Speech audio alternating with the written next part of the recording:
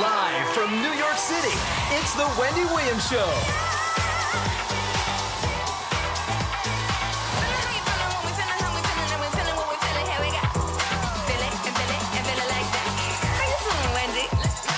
And now, here's our special guest host, Sherri Shepherd.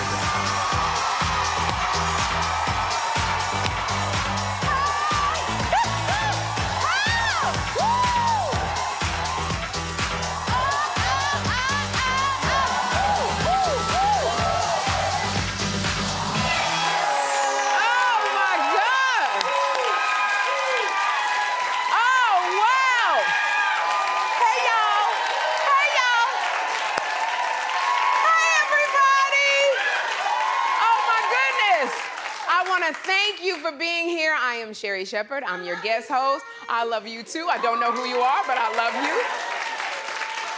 And y'all, as I keep saying, you do it so much better than I do it. How you doing? All right, let's get started because it's time for Hot Topics.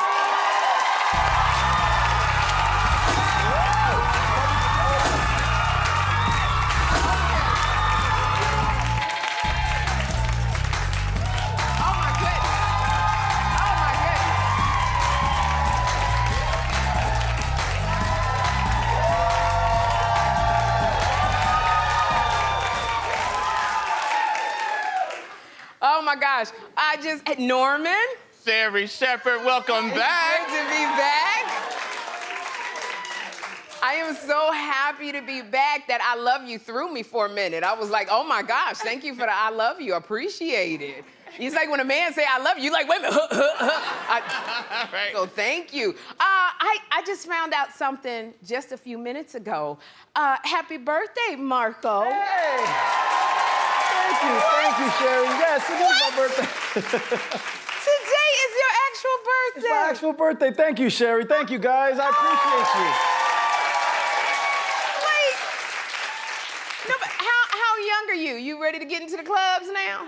Yeah, I'm trying. Can I go with you later? Well, you know what? Because I didn't get you a gift, so yes, we can go to the club. So this is what I say, Marco. When somebody says, happy birthday, how old are you? I go, fine, thank you. That's what you do. You just say, so when I say, Marco, how old are you? I'm fine, thank you. There we go. That's it, but nobody told me it was your birthday because otherwise I would have done something for you, but that's okay. I am going to make it up to you, Marco. Don't even worry about that. I'm gonna get you something. Yes, I am. And y'all get your mind out the gutter, but keep it in the gutter. All right. So, since the last time I was here, Norman, I wrapped up the Full Circle tour with R&B heavyweights Kim and Babyface. Oh my gosh. Can I tell you, Suzanne, this was like living out a dream come true for me. Some things like, is on your wish list of things to do, and I've always wanted to go on a tour with like major musical stars, and these two are legends, Kim and Babyface, and it was 2 months of my life constantly on the road, packing, unpacking, different hair, wigs. I left some wigs at TSA and had to run back and get it. But it's not easy to touring, but I had a great time because when I was here at Madison Square Garden, so many people from the show came out to see me and support me. Norman, you were there. Yes. And Joe, literally, and Joe Calasante, James, our security, and his wife were there, David Batista, and Marco was there. And, it's so, and you're up there, Norman, and I was so nervous, but I really wanted to make sure that I shouted all you guys out. But y'all, I feel so bad because when I shouted Marco out, I go, and Marco Rubio is in the house. And like when I shouted everybody else, Norman, and people went crazy. James, they went crazy. When I went, Marco Rubio, nobody did anything. Like, no, there was no, and I'm sitting here going, everybody knows Marco. Like, nobody is saying, hey. And Marco, when I went off, John, our executive producer for the Sherri Show, he goes, Marco's last name is not Rubio. And I said, oh my gosh, I felt so bad. So Marco, I want to give Marco a shout out right now. Marco's in the house.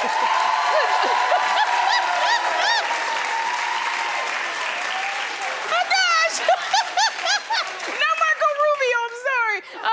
So just want to say thank you to Kim and his manager, Gerald Isaac, for inviting me to join the tour. But then I have to tell you guys, I did something else so amazing that was such a dream come true. You remember I talked about the fact that Gabriel Iglesias, who's also known as Fluffy, the comic, was having a show at Dodger Stadium. He was the first comic that ever was there and sold out 45,000 seats and had to add another show. Well, he called me. What I couldn't say was he called and he said, "What are you doing Saturday?" I said, "Oh, I got to do something at the Laugh Factory, a little spot." He said, "Would you mind being my surprise special guest in front of 45,000 people?" So, Norman, that's me in front of 45,000 people. Unbelievable. Oh, my God. Incredible. Like, when I tell you, Suzanne, there wasn't an empty seat in that arena, that stadium, 45,000 people. I've never had a spiritual experience like that. The energy level of 45,000 people. Gabriel designed it so that there were 2 stages. So you had to walk down a stage. And I said no, because I fall when I walk. But the energy of those people carried me down the stage. And I didn't even feel it. And literally, I know what Michael Jackson must have felt like being on that stage, except nobody was. Look at that. This is low. That energy made me drop it like it was hot. Yeah. Literally, but I needed that energy Bengay for my knees when I got back up. But literally that with 45,000 people, it felt like I said, oh, this is what Michael Jackson feels like, except nobody was crying and fainting in front of me. I didn't have all of that. But I just want to say, Gabriel, to you, thank you so much for choosing me, because you could have chose anybody else to open for you, but you chose me, and I love you for that. I love you, and I'm so thankful. And my baby, that's just my brother. And Gabe he's got so many people, Norman. He sells out all over the world. Yeah. But he does clean family comedy, so you can take your kids to see. And I forgot that Gabriel is clean, because I kept saying bitch. I don't know, because that's my word. I just love saying that word. I said it so many times, but as the people kept laughing, I just kept saying it. But I was just happy that Gabe let me be myself, and he let me wear that blue sequin jumpsuit right there at Dodger Stadium. This is my homage to the Dodgers. And one last thing, I got to go, you know, Netflix had a whole comedy special in LA. Netflix is a joke. So Kevin Hart had a brunch for all of the comics, and it was so many people in attendance. These were all the comics. We all took a real big photograph. Tiffany Haddish was there, Earthquake, Lonnie Love, Deion Cole, Gina Yashere, Niecy Nash, Chris Spencer, Quinta Brunson from Abbott Elementary. It was so many comics in this audience. And Kevin is doing this, so I don't know if you heard, Kevin got a $100 million private equity deal for his company. He's partnering with Netflix because he wants to produce and develop content that will put other comics to work, which is so, we need laughter. We need laughter. And this is a really big deal, and I'm so proud of Kevin, because I knew Kevin when he was just short. That was it. He was just short. And now, literally, his Heartbeat Productions, Kevin got a CEO, a COO, a CNN. I mean, he's got all of these, a legal counsel. He's got all these people working there with 3-letter titles working for him. But I noticed when you look at successful people, Kevin Hart, Gabriel Iglesias, who tour and sell out 30,000 seaters, 40,000 seaters. But what they do is they bring people up with them. They got the same crew when they started. Kevin's got his Red Cup boys with Joey Wells and the crew, and Gabe has his guys, and he brings me along. You know, people that I started with these two when we all had nothing, and my car was repossessed, and Gabe was giving me a ride, and Kevin was short. And so you know, when you got talented friends, you got to keep them close. That's what I say. You got to keep them close, pull them up with you like Kevin and Gabriel did. So let's keep the laughs going with the hot topic. Let me tell you something. Norman, this is true. SNL had a bunch of cast members leave this season, so they had, it was a mass exodus. It was Kate McKinnon, Andy, Aidy Bryant, Kyle Mooney, and Pete Davidson. They all left Saturday Night Live, and Pete gave the most heartfelt goodbye. Take a look. And I appreciate SNL always having my back and allowing me to work on myself and grow. And, you know, thank you to Lauren for never giving up on me or, you know, judging me, even when, like, everyone else was, and for believing in me and allowing me to have a place that, like, I could call home with the memories that'll last a lifetime. So thank you, guys. Pete Davidson, everyone. I love this because Pete Davidson started with SNL when he was just a stand-up comic. He had no experience in nothing. And so I know it was a lot of people that was saying that, you know, maybe Pete was leaving because he was in love with Kim Kardashian. But I don't think so, because SNL, y'all know, it's always been a springboard which launches comics. I remember Eddie Murphy came from SNL. He's a superstar. Larry David, Curb Your Enthusiasm. He was one of the executive producers for what's the other show? Seinfeld. For Seinfeld. Leslie Jones, who was on there. Tina Fey, my former boss from 30 Rock. Chris Rock was on the show, Maya Rudolph. So it's just, those are a few names that left SNL and became huge stars. So I actually think that Pete, he's going to a Peacock, which is in the NBC family, because he's gonna star in his own sitcom. Yes, this is nice.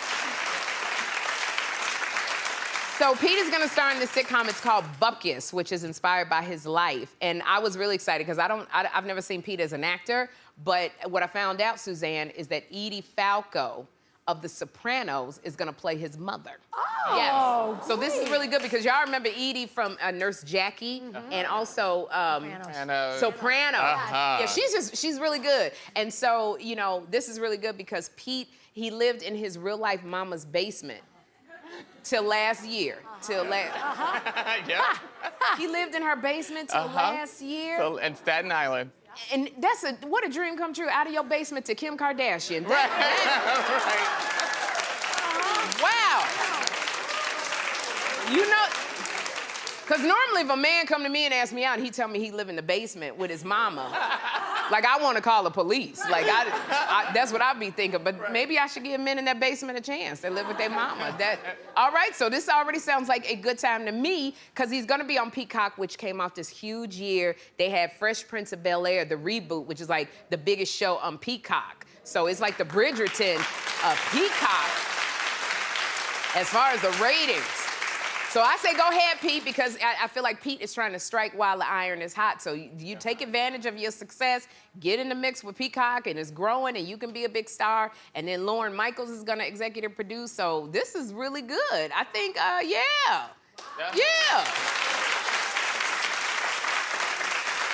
So what else we got? Oh my gosh. Let me see. Because I remember when I started guest hosting here in November, I remember it was lots of chatter about whether Kim and Pete were a real life couple or not. So I think, you know, folks thought that they weren't gonna make it. Remember? They thought, oh, it's just like a little flash in the pan. But I think they've been together 8 months, and they are going strong. And so I know y'all just like, okay, yeah, whatever. But look, 8 months they've been, because look, Norman, he's not usually with anybody this long. So look, I'm gonna tell you, he was with Ariana Grande, I remember, and that was 5 months. Who was the other? Was the older woman. It was Kate Beckinsale. Kate Beckinsale, that was 3 months. What was that other? Kaya Gerber. Kaya Gerber. Cindy Crawford's daughter. She was 3 months. Okay, because she was Cindy Crawford's daughter. Phoebe Dynevere. Yep. That was 4 months. Okay, so he's with Kim for 8 months. This is a long time for Pete, y'all. 8 months? 8 months? All of them people, so 8 months, that's the silver anniversary. That's what you call that. And so I'm gonna give a big shout out to Kim Kardashian. I didn't get to congratulate her because she passed the baby bar. She did. Okay. And let me tell you, this is a very hard thing to do. It's not called the baby bar. It actually is called the first year law student examination. So, but that don't sound fancy, Norman. I like the baby bar. Baby bar sounds sexier. So this is a one-day test. It includes essay and multiple choice questions. So, I don't know, multiple choice sounds a little easy. You think? Yeah, uh-huh. How you feel about that? You just go like C, C, C, C, C, C, or like none of the above. Well, Right. okay, well, but you know, let me tell you about the baby bar. Even though she failed it 4 times, she passed it. Because I think like 250 people took it and 25% passed. So that's actually really good. Yeah. It's still hard. It's not as hard. Now, would you use, and people clap, would you use Kim K as your lawyer? Okay, we got some people that would use Kim K. Would you use Kim K as your lawyer, Norman? No, I think I'm gonna call Celino and Barnes or somebody. No. I would use Kim K. Let me tell you something, because I think she would be very useful. I loaned Jamie Foxx some money when he was auditioning for In Living Color, and I never got my money back from Jamie Foxx. And I want Kim K to be my lawyer in small claims court. I would take her so Jamie could give me back my money. Right. Some stuff. So Kim, congratulations on passing the baby bar. Now, I want you to do my stuff pro bono, Kim. We got to work on pro bono, see how you do first. And I have to congratulate Kourtney Kardashian and Travis Barker. I do. I love weddings. They had this huge Italian wedding last night. Look at that. It's very kind of rock and roll meets reality. That's what I like. Okay, now I'm looking at the back of the dress. It looked like she didn't finish putting on her wedding gown. Let me, because if you turn it around, let me see. If you turn it around, let's see the front. Oh, wow. Oh, you know, they said, Suzanne, this is like a Italian lace with a corset. It's very cute, and she's got the long veil, but from the back, it looked like she didn't finish putting on her wedding dress. But it looks amazing, and she had the Virgin Mary. Look, go, girl! They look so good together. Wow. But it still looked like she didn't finish putting the clothes on. But it looks so good. So you know what? This is Kourtney's first wedding, Norman. This is her first wedding, so I say, go, girl. They look in love. Mazel. That's what you say, Susan, right? Mazel. Just, you know, just best of luck to you. So, no weddings, but I gotta tell y'all what I'm so excited about. I'm really excited. Trevor Noah is single again. Yes. What? I'm so excited. Him and Minka Kelly, they split up after almost 2 years. And I'm gonna say this right now. Minka, I'm sorry, not sorry, I'm sorry, girl. But let me tell you something. They broke up. Look, he even looked sad. Look, he looked like he need another woman. That's what Trevor Noah. But Trevor was reportedly too focused on work, which is good, Norman, because so am I. I'm focused on work, too. So you focused on work, Trevor, I'm focused on work. We can make this work. But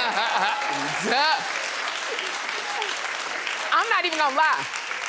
Suzanne, I don't know who your crush is, but this one right here, Trevor Noah, has always been my crush. And there was a feeling when I found out that he broke up, it was a feeling that went through my loins, okay?